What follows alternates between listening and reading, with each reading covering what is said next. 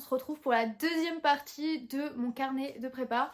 Pour les personnes qui n'ont pas vu la première partie, je vous invite à regarder la première partie. Et pour ceux qui s'intéressent et qui ne savent pas trop en quoi ça consiste, c'est tout simple. Un espèce d'auto-documentaire sur moi en prépa, du moins je me filmais et je donnais mon avis sur la prépa. En temps réel, j'ai surtout... Alors cette deuxième partie, c'est la fin de ma première année et c'est en même temps une toute petite partie de ma deuxième année, surtout la fin en fait. Voilà, j'ai beaucoup moins filmé pour ma deuxième année, tout simplement parce que j'en avais pas le besoin. Je pense que j'en avais surtout le besoin en première année. Et à des moments où en fait je me sentais seule, parce que en fait c'est surtout ça, c'est quand je me sentais seule que je filmais. Écoutez, je pense que j'aurais aimé faire petit, peut-être moins longtemps, ou avoir créé un compte TikTok pour tout simplement mettre en temps réel mon avis. Faire beaucoup moins long, mais non, j'en ai fait autrement. Je le publie 2 ans après avoir fini la prépa. Écoutez, ces 2 vidéos sur mon carnet en prépa, je les publie pour moi avant toute chose, et en même temps je me dis peut-être que ça va aider certaines personnes de se dire bah on n'est pas seul en fait à être dans cet état. Sincèrement, j'ai souffert en prépa, j'ai encore plus morflé en fac. Mais écoutez, c'est ma vie, c'est mon ressenti. Je le redis encore là, mais si vous souhaitez une FAQ sur mes études, sur la prépa, n'hésitez pas à me le dire. Je pense que je reprendrai toutes les questions que j'ai eues. Je réponds en général en commentaire. C'est assez rare quand je réponds pas. Voilà, je vous dis bon visionnage et merci de regarder mes vidéos.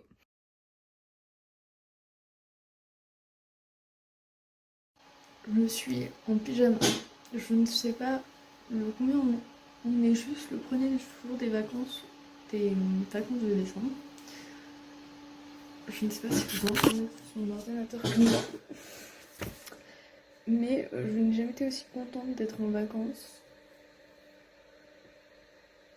Et de ne pas avoir de gens en fait. Ça va me faire du bien de ne pas avoir des personnes que je connais. Ou du moins, pas dit comme ça, c'est bizarre. Je veux voir des gens, d'autres personnes, et faire un break de plus de 2 jours où tu vois personne. C'est tellement agréable. Surtout quand peu à peu les gens commencent à te saouler. Parce que c'est pas parce que tu les aimes pas ou que tu les apprécies pas, c'est juste que t'es gonflé par eux pour plusieurs raisons et tu es fatigué et t'as tendance à moins supporter les critiques ou pas forcément des critiques, il n'y a pas forcément des critiques, hein, mais t'as du mal à supporter tout simplement les choses et bah, ça joue beaucoup en fait sur commenter, sur ton humeur, sur ton humeur, sur ton ambiance, sur ta façon de voir les choses. C'est extrêmement dur. En 2022. Moi j'y crois pas. Faut dire, du coup on est encore en vacances, c'est le premier du coup de l'année et je n'ai pas travaillé. Voilà, genre, c'est pas lire un truc sur tous les devoirs que j'avais à faire, qui est beaucoup. Après, c'est pas les vacances où j'ai le plus. Bah, c'est pas l'endroit où j'ai le plus de devoirs. C'était pour juste dire que les vacances d'hiver c'était dur parce que pour travailler, en fait, les vacances de Noël, c'est dur de travailler parce que on a le problème, c'est les fêtes. Et.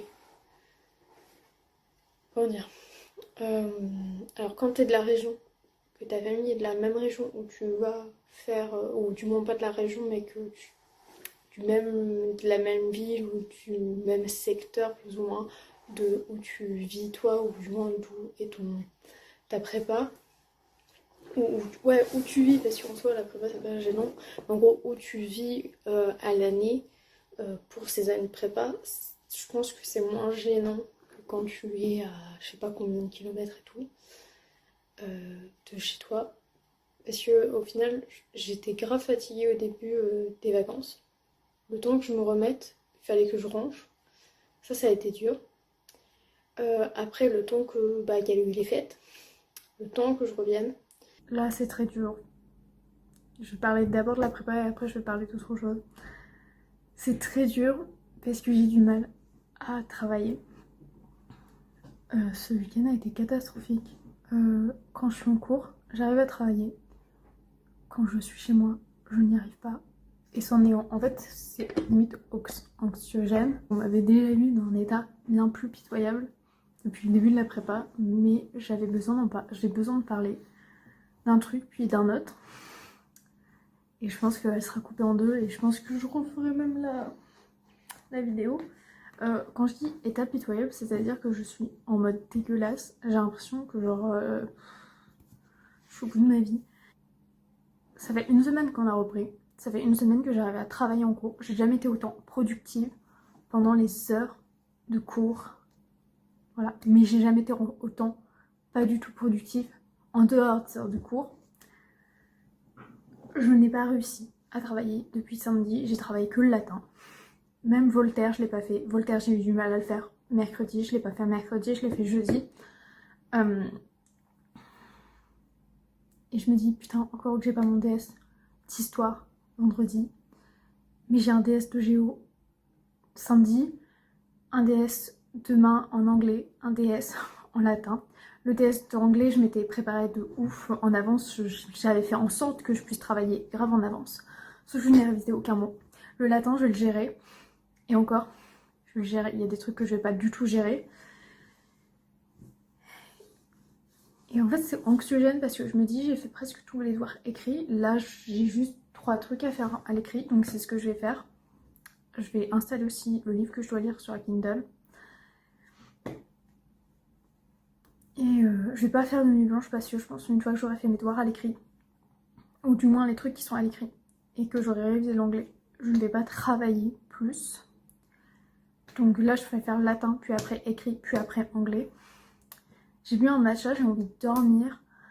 Je suis exténuée. Mais ne pas sortir avec des gens, c'est aussi extrêmement dur. C'est dur en fait d'être à Metz et d'apprécier quelque chose quand en fait tu sors avec des gens, pas le week-end, pour vous montrer que je ne pleure pas, mais je suis à deux doigts de pleurer, et que c'est dur, et que c'est anxiogène en fait d'être loin de tout le monde, de ne pas avoir choisi sa ville, parce que je n'ai pas choisi d'être à Metz, j'ai choisi d'être en... Et j'ai accepté Metz parce que chaque année ils ont au moins 2 acceptés à l'ENS, alors c'est con, je me base sur l'ENS, mais ils ont aussi beaucoup plus d'élèves qui sont acceptés au CELSA. Bien plus que celui de mon lycée où j'ai fait mes années de lycée. Donc je suis extrêmement reconnaissante d'être en prépa, d'être reconnaissante. Je suis reconnaissante d'être à Georges, mais je ne suis pas reconnaissante d'être à Metz. Et ça c'est un point...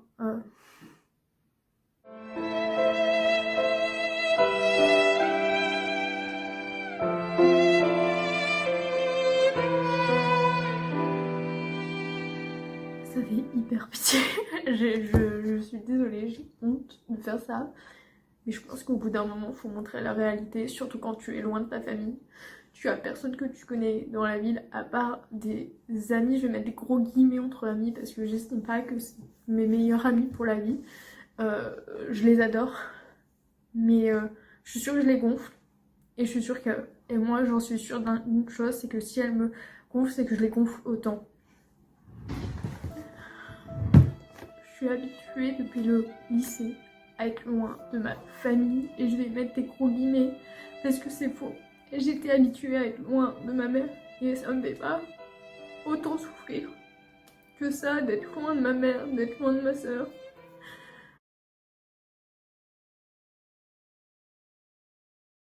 Hier, j'ai essayé de vous parler. En gros, je voulais juste dire que je suis pas bien en ce moment, mais je sais même pas pourquoi. J'essaye de trouver la raison. Et je pense que le premier, c'est qu'il y a un temps pitoyable qui fait que mon humeur est au plus bas. Si ça serait de la neige, je dirais ok. Mais c'est de la pluie, je vois des pigeons le samedi et le dimanche. J'ai un mal de crâne constant, je ne sais pas à quoi il est dû. Alors là, je sais à quoi il est dû à ça. Chauffage qui fait un boucan, pas possible. Mais se réveiller et finir les cours et être abruti, c'est horrible. Ne plus se sentir bien chez toi parce que justement t'entends que le bruit constant Il n'y a pas que le mental, il y a l'environnement qui joue beaucoup et je trouve que l'environnement est bien plus important que le mental parce que comment tu veux que ton mental se sente bien si tu te sens pas bien dans ton environnement? C'est-à-dire, non, je sais que je suis pas bien et je sais que ça irait mieux si je suis autre part. Mais bref. Salut toi. Je ne savais pas quand j'allais te reprendre parce qu'on est pendant les vacances de février exactement, on est le 20 février 2022. Quoi dire? Je suis tombée malade de janvier aux vacances. En fait, je suis tombée malade pendant toute la période scolaire. Sauf la première semaine où j'allais très bien, ou du moins j'avais mal encore aux oreilles, mais rien de... Genre j'allais juste voir le médecin et puis ça allait aller. Et après, c'est passé que j'ai eu une baisse de tension.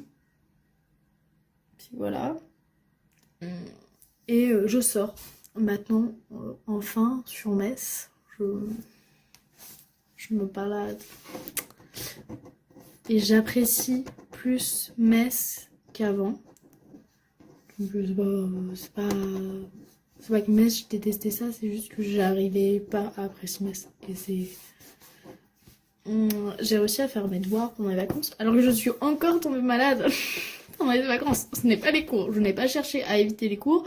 J'ai essayé à je sais pas quoi, mais je suis tombée malade même pendant les vacances, donc ça prouve juste que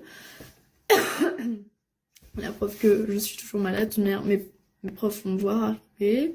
Je vais être meilleure parce que genre j'ai clairement une meilleure mine, mais je vais tousser encore. Je suis encore malade, si on me pose la question. Allez, t'es encore malade? Oui. Je suis encore malade. Non, voilà. J'ai une confiance inébranlable pour l'avenir. Non. Une confiance inébranlable, en vrai, je sais pas. Mais j'essaye de prendre confiance et j'essaye de faire tous mes devoirs. Je vous retrouve une semaine après en train de me dire que il faut que je travaille. Le dimanche, je suis sortie hier. J'aurais pas dû faire ça. Mais c'est pas grave. Faire un thé. Je vais faire au moins une colle sur deux, plus deux devoirs. Je dois faire de l'histoire, du latin, une colle d'histoire, une colle de français et un DEM de français. Dit comme ça, c'est pas beaucoup, mais j'ai un DS demain en anglais où elle nous interroge sur les mots. Voilà, et là il est même pas midi, mais j'ai décidé de travailler à midi, ou du moins commencer à partir de 14 h au plus tard. En sachant qu'il faut à peu près 4 heures que je travaille sur la partie révision. Parce que je ne ferai pas mon DM de français, mais je ferai au moins une colle et l'histoire et le latin. Comme ça, hop, ça c'est fait. Demain, je fais mon DM de français et si j'ai quelqu'un qui vient, je ferai pas ma colle. Mais s'il y a personne, je ferai ma colle et je commencerai à mes devoirs d'anglais pour la semaine prochaine. Ou je commencerai mes devoirs d'anglais et après je ferai ma colle. Parce que ma colle, je peux la faire mercredi, pas même en soi l'anglais, mais genre, c'est pas la même chose, c'est pas la même chose. Je suis toute basse. Qu'est-ce que je voulais dire? Ça fait un moment que je vous ai pas repris. Je pense que parce que j'avais pas le temps et parce que j'en avais pas envie, j'en avais pas besoin aussi. C'est aussi bon de se le dire. Parce que c'est vrai que j'en sens moins le besoin depuis quelques temps. Aussi parce que la prépa c'est toujours la même chose, quoique là on est en fin d'année. On est aux vacances d'avril. Je me suis fait quitter juste avant les vacances d'avril.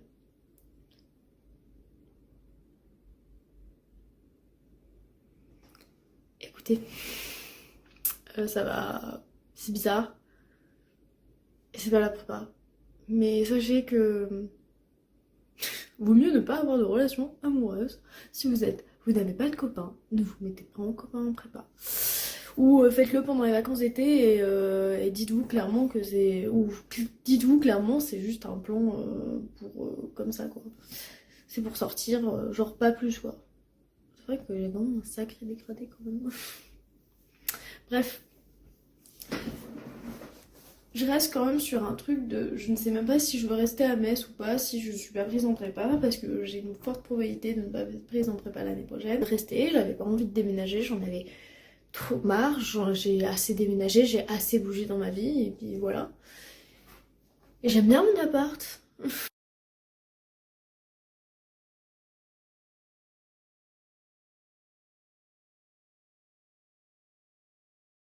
Bon, c'est la moi actuelle. Alors, j'ai fait deux vidéos sur mon hypo et sur ma canne. J'ai même fait une vidéo sur mon recours pour passer en deuxième année. Mais je pense qu'il est important de clarifier là sans que vous ayez forcément à regarder les vidéos. En gros, concrètement, à la fin de ma première année, je me suis fait refuser. J'ai fait un recours pour aller en deuxième année parce que juridiquement et légalement, désolé de le dire, mais on n'a pas le droit de me refuser en deuxième année parce qu'ils nous acceptent pour 2 ans et non pour une seule année. Bref, j'ai fait du coup mon recours. Les vacances d'été se sont passées de manière assez désagréable parce que j'ai eu une rupture. J'ai eu une rupture, j'ai appris des choses sur ma famille qui n'étaient pas très agréables. Voilà. Voilà, je suis rentrée en deuxième année. Globalement, mon avis sur cette deuxième année, c'est que ça se voyait que les profs ne me voulaient pas. Et ça se voyait surtout quand je suis tombée malade. Je suis tombée malade 2 mois. Du coup, je ne suis pas allée en cours. Il y a aussi des élèves qui ne voulaient pas que je sois là parce que j'ai eu le droit à des remarques de mes amis. Et oui, tout se sait un jour. Je préférais ne pas savoir, mais du coup, j'ai une fille qui a clairement dit que je ne méritais pas cette année. Alors que j'ai raté 2 mois, j'étais malade, je ne pouvais pas marcher et c'était impossible de... Je ne sais à l'heure actuelle, mon médecin traitant de l'époque et un spécialiste et moi-même ne savons toujours pas ce qui s'est passé. Écoutez, le seul truc que je me rappelle, c'est que je n'arrivais pas à marcher. Que quand j'arrivais à marcher, j'avais quand même 8 de tension parce que j'avais 8 de tension. Voilà, malheureusement, je pense que ça a rudement rythmé mon année. Mais en gros, pour la faire vite, j'ai commencé en septembre. 3 semaines après, je suis tombée malade. J'ai repris au mois de novembre, du coup 2 mois après. J'ai repris à la rentrée de novembre, qui m'a fait très bien comprendre que je ne devrais pas être en prépa. Surtout pas avec 2 mois de retard. Voilà, j'ai globalement travaillé, ça a été très très dur parce que moi j'avais l'impression d'être en début d'année alors que 2 mois s'étaient écoulés. J'ai rattrapé légèrement mon retard, j'ai rattrapé exactement le français, la géo, l'histoire, mais au final en fait l'histoire je rattrapais tellement le avant que j'ai pris du retard dans le après.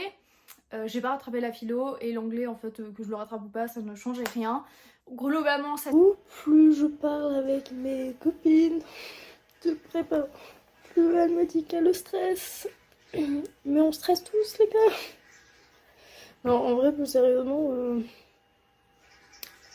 quand t'as rien à espérer cette année, pourquoi tu stresses? Voilà, juste petit moment en mode. Ne stressez pas. Moi, ça sert à rien. Ah, et moi, je fais ma philo. Ah, je sais pas combien du PC. Mais il me reste, ouais, 2 semaines. Et j'ai une colle de philo demain. Et il y a un problème. On est samedi. Le concours, il est jeudi. On commence le concours blanc jeudi. Du coup, on est le je ne sais pas combien de décembre. Je crois qu'on est le 3 décembre. Je pense que j'ai un combo qui fait que les profs n'attendent vraiment rien de ma part. Et ça s'est prouvé un peu, je crois, dans mes DS. Même si j'avais beau réviser, j'ai révisé mes 2 DS et je pense que j'ai 2 notes complètement catastrophiques. Mais ce n'est pas grave. Et aujourd'hui, mon ordinateur a décidé de ne pas marcher comme il fallait. Et j'ai décidé de faire des trucs que je ne sais pas pourquoi je fais. Voilà, mais j'ai perdu du temps. Et j'ai de l'acné. Voilà. Du coup, j'espère être productif et je vous emmène par la même occasion de temps mon apprentissage de mes cours. Mais ça va être rien de fou. Voilà, mais je sais pas, ça me fait plaisir, je pense, de le faire et on verra ce que ça va donner à la fin. Vu que mes profs espèrent rien de ma part, genre je vais travailler, bien sûr, ça paraît évident, mais ce qui va être fait, c'est que je vais surtout tout miser pour plus m'avancer dans pour les autres DS de la rentrée, donc on va dire je commence par Géo en janvier, bah je vais plus m'entraîner à faire ça pour anticiper les mois d'après, pour anticiper en fait le deuxième semestre et pour surtout anticiper mon acceptation de mes EDCS parce que je commence à paniquer d'avoir une moyenne de 5, à me dire c'est bon, j'aurai jamais la validité de mes crédits et surtout la validité de mon équivalence en sachant que je n'ai aucune note dans ma spé ni dans le tronc commun de mon équivalence qui est l'histoire. C'est le moment où je peux dire que prépa ça arrive avec des heures parce que voilà, ça va. Genre là ça va et là ça va encore moins. Mais bon. Ici le concours blanc. Voilà, le truc bien de ce concours, c'est mon confort. Et c'est pas complètement rangé, mais c'est mieux. Et j'ai déjà préparé mes trucs, j'ai préparé mon sac, du coup voilà. Et en plus, en fait, moi je dois préparer de la bouffe parce que j'ai vu que j'ai mon tire-temps, je finis à pas d'heure. Là, on commence par Gégo. Et voilà. En gros, nous sommes le 1er mai. J'ai fini le concours de l'ENS le 29 avril officieusement, j'ai fini le 18 ou le 19. C'est parce qu'il y a une épreuve qui a été décalée. Parlons le concours, vraiment, je pense que je l'ai pas assez détaillé dans ma vidéo de Cannes, mais en gros, j'ai été dégoûtée, déstabilisée, et pendant tout le concours, je vomissais tous les matins. Voilà, je vomissais, je faisais des crises d'angoisse, alors que je ne voulais pas du tout le l'ENS, je m'en foutais même que je n'ai pas, je passe pas l'oral du CELSA, j'en avais rien à foutre, je voulais juste en finir, avoir mon année et bye bye. Et je pense que j'étais aussi très stressée de ne pas avoir ma L2. Voilà. Mais globalement, le concours, il s'est bien passé. J'avais fait des très bons devoirs. Le seul détail, c'est que j'ai dû repasser le français, la littérature, que j'avais fait la meilleure copie de mon année, de mes 2 années réunies. C'était, je pense, la meilleure copie que j'ai de toute ma vie écrite. Genre vraiment en littérature, je vais pas mentir, je sais que je suis bonne en littérature. Voilà, il y a des trucs qui se sont passés en plus en interne. Voilà, bon, bah... En plus, il y a un truc, il n'y a pas que eu le fait que j'ai dû repasser l'épreuve qui m'a déstabilisée, il y a eu plein d'autres trucs en interne. Mais du coup, j'ai repassé, j'ai eu une note, franchement, j'ai eu 3 fois la note que ce que j'avais eu durant toute l'année, en sachant que j'avais rendu une copie de merde. Voilà. Et je suis également l'année où ils ont ouvert la Géospé. À la place de la géo normale à Lille. Du coup, on a dû passer, je crois, 1 ou 2 semaines après l'épreuve prévue, la géo. Du coup, en fait, j'ai pas eu de coupure. En fait, une fois que j'avais fini un truc, j'ai eu un truc. Et c'était ainsi de suite comme ça, et c'était long. Et à la fin, j'en pouvais plus, j'avais envie de pleurer. J'étais au bout de ma vie, clairement. Et l'épreuve de SPGO, exactement. Et bref, j'ai fini les concours, mais du coup moi je veux pas du tout le NS et j'ai comme, je dirais, fini l'année, mais pas vraiment. C'est-à-dire je suis censée retourner en cours jusqu'à la fin du mois de juin, jusqu'à la fin du mois de mai, exactement jusqu'au 2 juin je crois. Voilà, donc début juin j'ai fini. Et je pourrais commencer à travailler et je pourrais surtout dire officiellement j'ai fini la prépa, faut juste qu'ils me valident mes équivalences et c'est tout. Mais s'ils me les valident pas, je les ferai chier en disant l'université c'est pas comme la prépa, faut pas déconner. 23 juin et salut tout le monde. Alors je suis super contente parce que j'ai eu enfin mes ETSS, donc je suis officiellement en vacances et je vais officiellement partir de Metz pour sans doute aller à Grenoble, voire Nancy dans le pire des cas. Voilà. Bon, je fais vite fait une conclusion également là. Globalement, je ne regrette absolument pas d'avoir fait mes 2 ans. Je suis très reconnaissante d'avoir été pris quand même à Georges de la Tour. Je suis reconnaissante d'avoir fait ces 2 ans. Même si les profs ne voulaient pas en 2e année, je n'ai aucun regret d'être allée en 2e année. Ça m'a appris plein de choses, beaucoup plus que si j'étais allée à la fac. Et le système éducatif de la prépa, et je le dirais sans doute pas assez, m'a plus convenu que ce que la fac me proposait. La fac c'était pas fait pour moi également. Voilà. Sincèrement, à la fac je me suis demandé pourquoi j'ai pas demandé une cube, même si je sais pourquoi j'ai pas demandé une cube.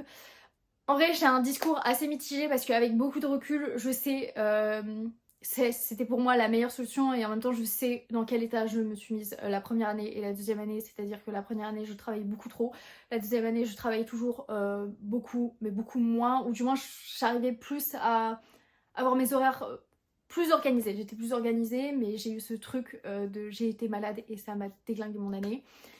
Et la deuxième chose, bah en même temps on m'a fait tellement de commentaires désobligeants, et quand je dis désobligeants c'est des commentaires très désobligeants qui peuvent détruire en fait une personne. Et en fait je vous jure que à la fin de la prépa je détestais être dyslexique, désorthographique, alors que ça m'a toujours fait et ça m'a toujours été une force.